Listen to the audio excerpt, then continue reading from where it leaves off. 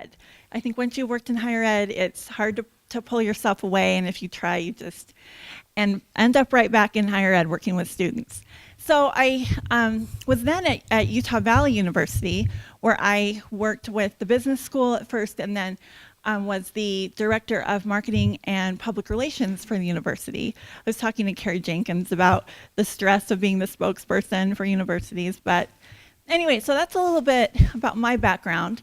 And I wanted to talk today about how to market ourselves, promote ourselves, just talk about good things as women. Often I think we are kind of afraid to talk about ourselves and the accomplishments. And as mentors, we want to be able to do that so that other women see us in positions and know that they can talk about their strengths and their success and tell our stories. All right. Okay, so we're going to go through a couple things here. I want you to look and see if you can figure out what the common factor is.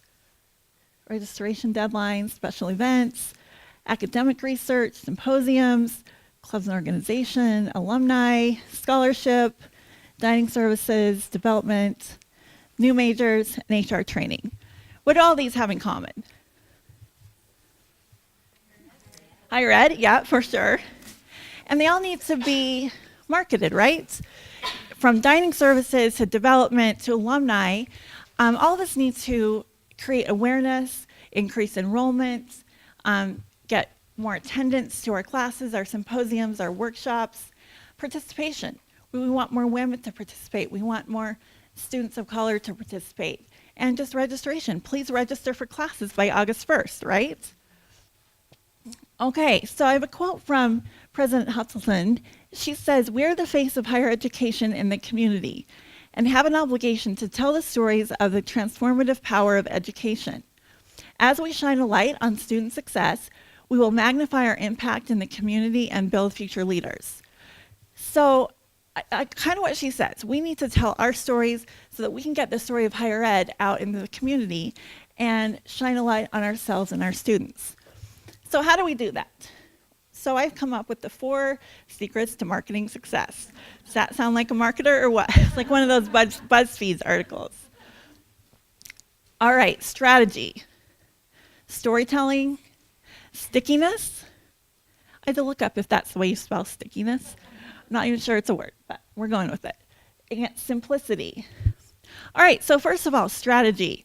A lot of times, sometimes we're tempted to jump right into tactics, and we'll have a meeting. All right, I want to market my program. I want to tell the world about my research. How are we going to do this? Let's put up a poster. How many of you put up posters, right? But we want to step back and just take a minute to think about, what do we want to accomplish? What's our ultimate goal with this marketing campaign? Is it to increase awareness? Is it to increase enrollment? Is it donor giving? What do we really want to accomplish? Let's define that very specifically. Know your audience. So who are we going to target with this campaign? And that goes back to your objectives. If we want to increase the number of first-time donors, who's our audience? Are they men, women? Are they recent graduates? What gender, what economic class, what socioeconomic class, what majors? Really thinking about who wants to know about what I'm telling. And then looking at your resources, time, budget, bandwidth. We know in higher ed that money is not plentiful, to say the least. But thinking about really what time do I have to devote to this marketing campaign, and what budget do I have? And I'll tell you, in higher ed marketing, you can do anything from 0 budget to a lot. And it's just being creative, learning how to best use your time, and really figuring out, do we have enough time to do this right now? Or is it better to wait? Now, creating clear messages. We've all seen campaigns with, they're saying one thing and another. If we do have really limited time and resources, we want to focus on a few key points that we want to communicate to our audience. And kind of narrowing those down as tightly as you can will help you be most effective. All right, stay on brand. So how many of you have worked with your university marketing communications offices? Right, and they provide a lot of guidance about staying on brand, right? So brand can be several different things. Sometimes we think of it as the logo, the look, the colors, style guide, and those are all really important. And as a former marketing communications director, look at your style guide, stay on brand. But also, you want to create your own brand voice for your organization. We might be a part of BYU, a part of Utah State, and the universities and institutions have their own voice. But what is my voice? If I'm representing the Women's Success Center, how do I present myself? How do I present my communications? That's probably going to be different than clubs and organizations. So create the culture within your organization, create an experience for your community members, and stay on that brand. All right, stick to the plan. So sometimes we come up with these great, very, very well thought out strategies, and then you'll hear about, oh, QR codes are the new thing. Everyone wants QR codes. Or there's a new shiny tool to market. We definitely want to do that. And so we don't want to jump to tactics right away or follow the latest and greatest little trend, because we need to look back at the strategy and say, QR codes are big right now, which don't do QR codes. Or Snapchat. Snapchat's a big thing. Let's get a Snapchat account. Well, is that really going to work for your audience? Go back to thinking about, again, message, what you want to accomplish, your audience, and staying on brand. Now, once we're done with this marketing campaign, it's an evolution, right? We do one piece of the campaign, we keep telling our story. But before you jump ahead, step back and say, okay, we had this plan. How did it work? Was our social media effective? Were our presentations effective? All the components that we had, did they work, or what do we need to do to make them better? All right, so getting into this a little bit deeper. With objectives, you want very specific objectives so you know exactly what you want to accomplish. So we talked about attendance, participation, enrollment, gifts. Those are all kind of general objectives. We want people to come, we want people to enroll. But the finer point that you can put on that, the more successful you'll be. So increase attendance of women by 10%, or increase, if we're working with small business leaders, increase participation in 5 new businesses, increase program enrollment by how many students, what's realistic and what's a little bit of a stretch too. Increase, instead of just increase giving, what type of donor, what amount, let's be specific on that. All right, now research is really important. Again, it's tempting just to jump into the design and look and feel of our campaign, but doing research up front will help you make every decision. You're not guessing, oh, this looks cool to me, or I think we should do social media, or I think we should do a fun run to increase awareness. Looking at your audience, where are they coming from? It's easy to stand back and say, well, from a career center point of view, people know that we have resources on campus, or from faculty member. Well, everyone knows about this, right? But let's really dig in, figure out what your target audience knows about you and what they don't.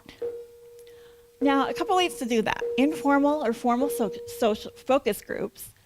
Social media comments, it's a great form of research. You can dig into what people are saying about you. Now take that with a grain of salt, but sometimes you'll get positive comments. Like that workshop we went to was really great. Or I had a lot of fun at the fun run. Social media comments are a good form of research. Course evaluations. What are people liking about your course? What are they not? And then surveys. One thing to say about research, though, is you have to be really careful. I've been on committees and developing materials, and you'll have a group of people in a room and say, oh, I like that. I asked my neighbor about it, and he really liked it too. And oh, my son's friend from Indiana, he liked that too. And so it's easy to get in our own little bubbles and kind of have this group think of everyone, I like that.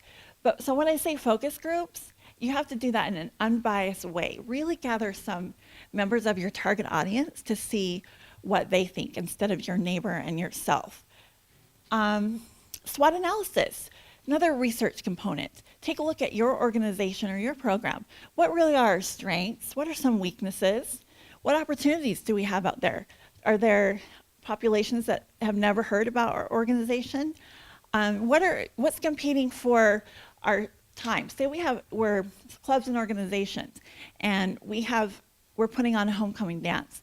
What are the options available to students? the competitors. They could go to the homecoming dance, they could go to a lecture, working. What are our opportunities and what are some threats to our program?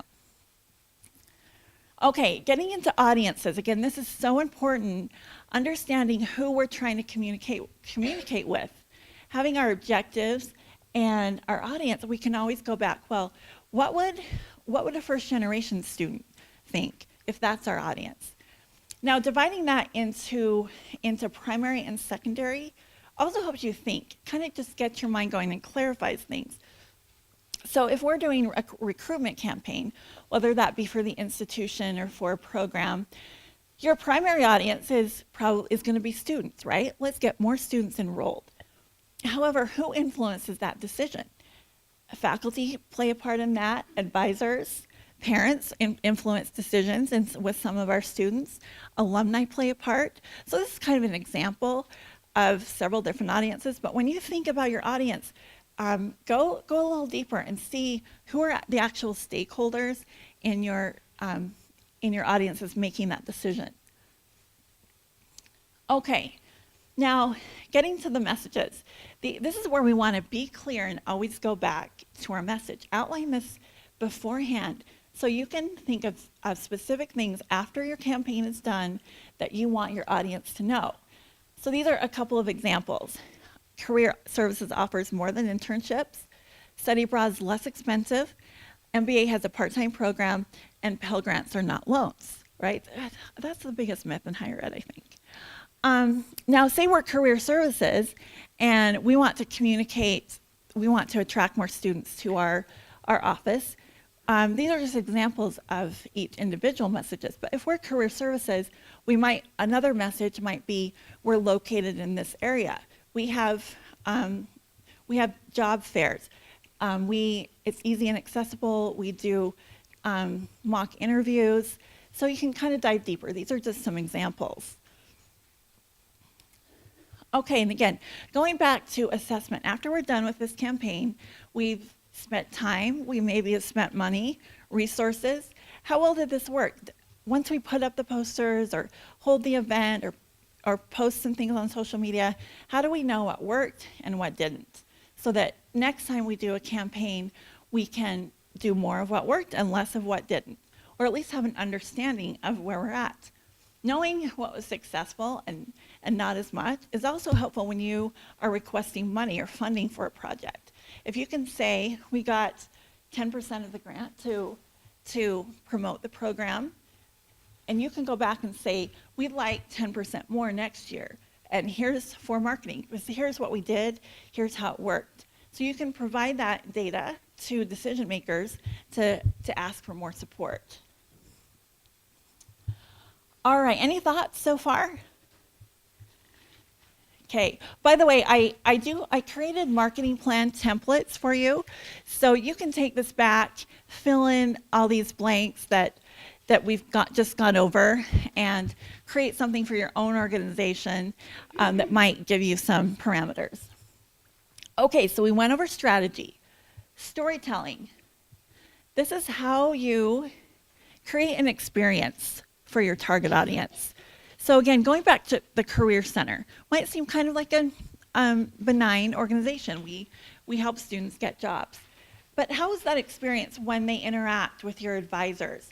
What is the first thing they see? Are your marketing materials, are they consistent, well-branded? Are you keeping your promises that you've made in your marketing messages? Making it personal in your marketing. So instead of saying, the Career Center, I have no one's from the Career Center, I'm kind of picking on them. We offer this, this, and this. We can do this for you. We. Think about it, what's in it for me? What's in it for my audience? How will coming to the Women's Success Center affect their lives? And then making people care. Why should I come to you? Why should I spend my time going to this activity or getting involved in student leadership or coming to a lecture or workshop? And then using emotion. Again, going back to this idea of why should I care? What's in it for me? Tell your story about with creating an emotional connection. Now, this doesn't have to be make them cry or make them laugh, but add a little bit to it. Kind of fill it out, not just these facts and bullets, but put a story around it to really engage your audience. Okay, I'm going to show you an example of storytelling. When I was working at UVU, I was working with the recruitment office, and one of our goals and objectives was to increase the Latino population at the university by a specific amount. And so that was our strategy. We had our goals, we came up with messages, we looked into the cultural elements of the Latino population, did our research on how do Latinos generally decide where to go to school and when. And after doing this research, we found out that the decision of what school to go to, or if to pursue a higher education, is very family-centric. It's not just one student saying, I'm going to go to Utah State, or I'm going to go to Salt Lake Community College. It's getting feedback from a lot of different family members. And so we decided to, instead of just putting out these stats of UVU has this many students, we have multicultural clubs, we have leadership opportunities for multicultural students, we decided to tell a story so that students could see themselves at UVU. And also knowing with our research and knowing how to portray that story in an effective way. So I'm going to play this for you. By the way, we did this one in English and one in Spanish because we really wanted to connect with that Latino population. There is so much to celebrate in life, from the smallest of hands to the victories of youth, and precious occasions with family and friends, sharing unforgettable moments. Continue accomplishing your goals and celebrate success at Utah Valley University. Apply by August 1st for fall semester. All right. So an example of how we showed a student progressing through her life with her family and ending up at UVU. All right, so that's one example, is creating a commercial. That's probably not at everyone's level. That's more your institutional level. But the same thing can apply to our individual departmental levels. First of all, sharing stories on social media, doing profiles of your student. Here is Heather Gines, and she's our student in our culinary program. She came from Granger High. She has done projects with this professor and this professor, and she just made this cake. You can tell I don't cook. In fact, I cooked Easter dinner, and my family was like flabbergasted. And I'm done cooking now for the rest of the year. So have these students share their stories on social media. Have them take over your social media account for the day. Make it very organic and real. Working with alumni and development, they have a lot of need to tell stories, to communicate with their audiences, alumni, potential donors, about what great things are going on at the institution. Having produced the UVU magazine and other informational products from the university, we're always looking for stories. And we know these professors out there and people that work one-on-one with students have great stories and experiences. I would highly encourage you to work with your institutional marketing department, alumni, whoever produces those publications, to reach out, contact them, and share your story, what great things that you're doing. And they have a large platform and need for content to fill those publications. This is kind of an easy one, but update your webpage, right? It's so easy to let your website get stale, or maybe fresh images that tell a story about your program. News updates. We just won this award. We had a student who created this project. Another one, this is easy. Remember to look at existing options. You don't have to create a newsletter yourself. You don't have to create a new blog or an email. Put your information and tell your stories in existing avenues. so that it doesn't take so much time. It's not as overwhelming as if you say, well, we need to create a newsletter. That'd be a really great idea. Look at what's already existing and help provide content for those outlets. Create digital signage. This is a low cost but effective way to communicate your messages to your audience. I know that by working with University Marketing and Communications, they'll help you do that. And then again, coordinate with campus PR and marketing to get media coverage. This is really important. Again, it's their job to tell the story of the institution to the broader community. Like I said, there's so many good stories that are out there. And by talking to PR and marketing, they can say, oh, you know what, this would be perfect. Let's do a press release, or I'll pitch this to Good Things Utah. We have a reporter that's really interested in your research topic. Let's connect you. But also being aware that not all stories are going to make it on the front page of the paper. And maybe not all stories are perfect for TV. If it's culinary or something visual, that's great for TV. But maybe an aspect of research that's not as exciting to the general public might be a great fit for a trade publication. Quotes by experts. Let your PR and marketing department know that you've done research on a certain topic. And then make announcements in class. Let people know that the career fair is happening, or that there's a student giving campaign that's going on. All right, so I have a quote from Nancy Collinwood. She's the Executive Director of Alumni Relations at Weber State.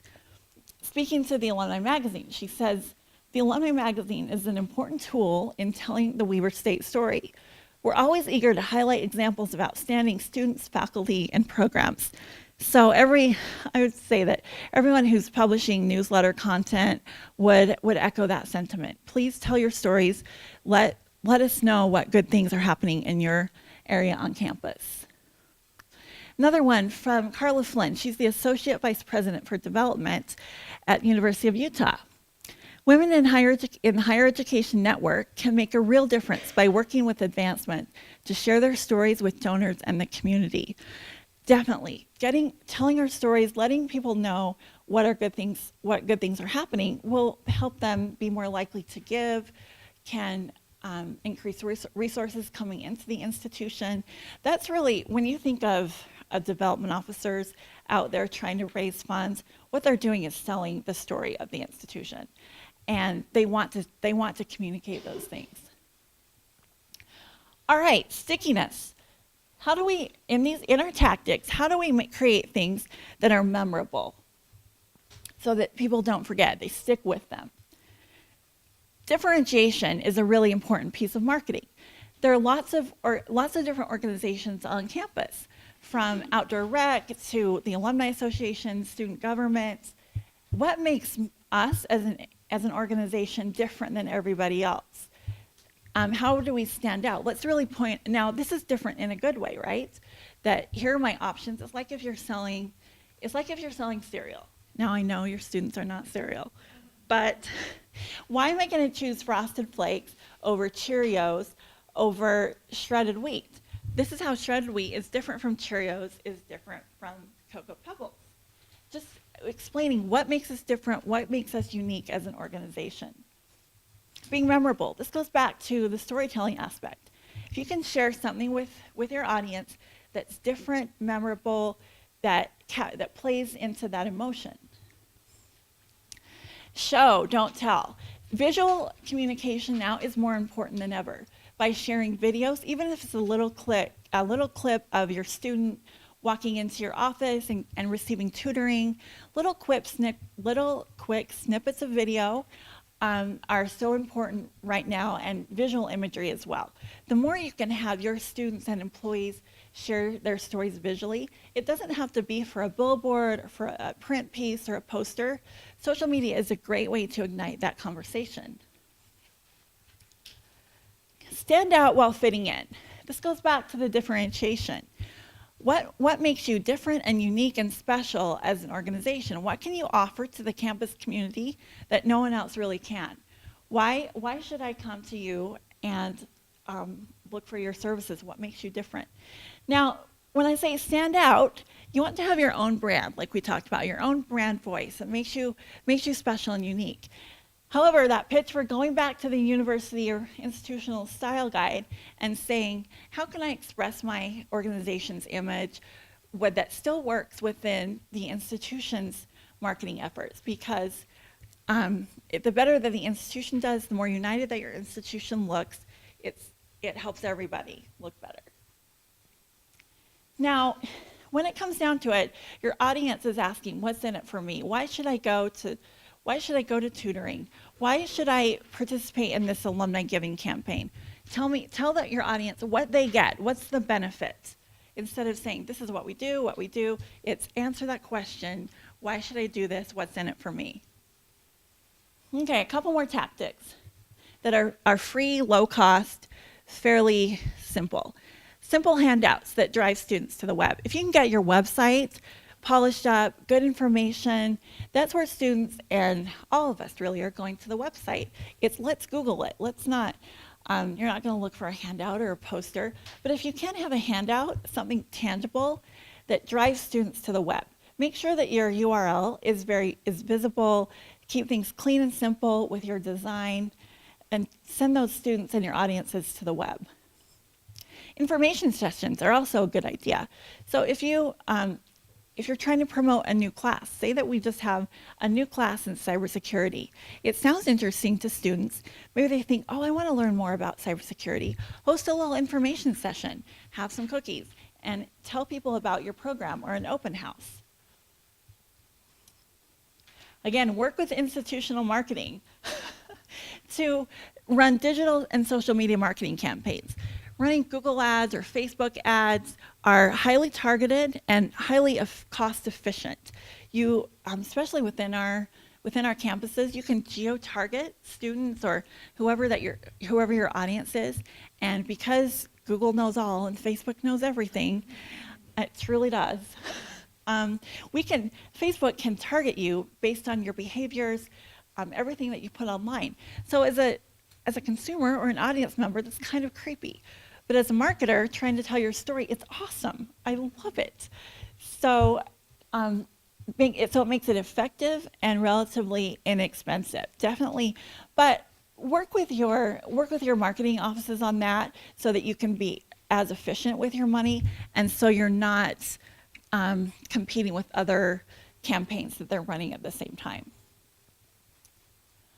Okay, again, update your website. Include information existing, so we go to simplicity. Okay, do one thing well. Instead of saying, let's create social media accounts, let's do Snapchat, let's do Facebook, Instagram, let's create social media for our department. Focus on one thing, get one tactic. Maybe it's your website, you just get that really polished up. Or open one social media account, create content for that. Focus in and you'll see success right away, and you can measure those results and continue doing that one thing if it's working, or pivot and start doing something else. Again, start small. See where you're going to make the biggest difference and start doing that thing. Don't feel overwhelmed by marketing, but see what little thing you can do and then grow that. Again, looking back to your audience's perspective, instead of looking internally, see how would my organization be perceived by my target audience. Stay on message. You come up with those 4 different messages. Keep repeating those same messages. So it takes a long time for our audience to understand and remember what we're saying. So even if it seems boring to you, it takes a lot of different touch points for our audience to remember what we're saying. Be consistent. If you're going to post on social media, set up an editorial calendar. So, every Monday we profile a student, and every Friday we talk about an activity that we have coming up. So kind of set out a calendar and keep it really consistent so you don't have a bunch of posts one month and then your social media is dry for the next little while. Just create a simple editorial calendar so you know what to post that week, or When are we going to start promoting our next activity? All right, now go to your audience. So this is when, go think about where your audience is. So that could be, and I mean, where are they consuming information? Are they on Facebook a lot? Are they in the hall? Are they off campus? Take your message to them. Don't make them come to you. And that goes back to research, by really understanding where your audience is coming from, where they are physically, where they are mentally, what they're doing, what they're reading, what media they're consuming. And then make it easy. So we kind of all had this happen in higher ed. It tends to be a little red tape. It's kind of hard to do some simple things, right? So if you're asking students or faculty or employees to register for a conference, make sure all the links work. Try and eliminate as many barriers as you can to your audience taking that action. Don't make it hard. Make it as easy and as simple as you can. We've all done that, where we've put something in our shopping cart and kind of on the fence, and then you go to check out and it's hard, and then you say, forget it, I'm done. So if you get your consumers and your target audience all the way to where they want to complete that call to action, help them get there. Make it easy. All right. So in closing, from the Utah System of Higher Ed, telling stories of student and faculty success is the most important thing we can do to communicate the value of higher education to our community. Right, so the question was, how can you use social media to market your events or programs to students? And like you mentioned, there are a couple things: student spotlights, announcements. I really like having students take over your Instagram account for a day, which might sound kind of risky, and can be, but you know who to give the keys to the car to, right? You're not gonna, but it's fun. It creates this fresh, vibrant content that you never would have thought of as an administrator. And so giving the keys to the car to a kid one time can be fun, or having a student take, or an audience member. Maybe we go to a conference and we say, you're going to be presenting your research at this conference. Will you take some pictures and bring them back to us? So it's not this constant push of information, but with social media, you're getting your audience to come to you. Create ways that they can interact. It doesn't have to be a contest, just creating hashtags and ways to interact. Like, for example, if we're at this conference, having a hashtag UWHEN conference, or so that it gets students and our target audience involved. That's good. Do we have any current university or institutional marketers in here? Yeah, do you want to share what the process is you go through?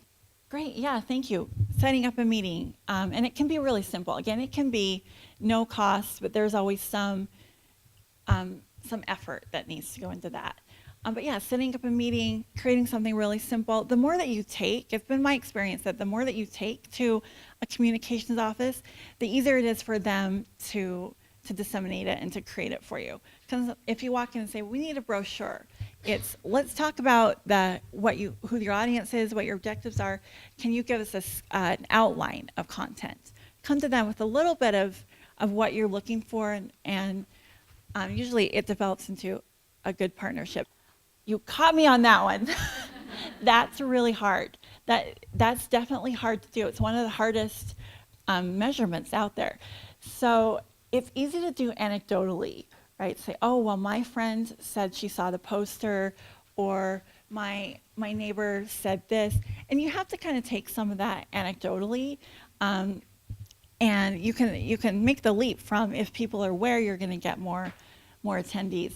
But really, I think the best way to do that, and it takes thought and planning, is to do a baseline survey of your target audience. So we don't care maybe that the deans or that the science department is not aware of this. We just care that our target audience is aware. So by doing a pre-campaign survey, even just really simply, and assessing awareness, then you have a measure of that. You can do a follow-up. Yeah, that's a great point. Thank you. So it's part of that consistency. You can't have these peak campaigns of, say, right before an event, a week, let's run some social media ads or let's put up some posters. It's if you have consistency in your campaigns and all your tactics, your level of awareness is going to increase, which again drives to the action part of the marketing funnel. And hopefully what I've said can be applicable since I just use students. There, and I think all these principles should be pretty universal if you really narrow down your target audience. Is it all staff that we want to get our message across to? What portion of the faculty? And then you can hone in your tactics to that. When it comes to what vehicles you use to reach those audiences, that's where things might be a little different. Maybe it's in the weekly announcement newsletter that goes out, or maybe you have a handout, or you give a presentation to dean's councils, or you go to staff meetings, and sometimes that one-on-one.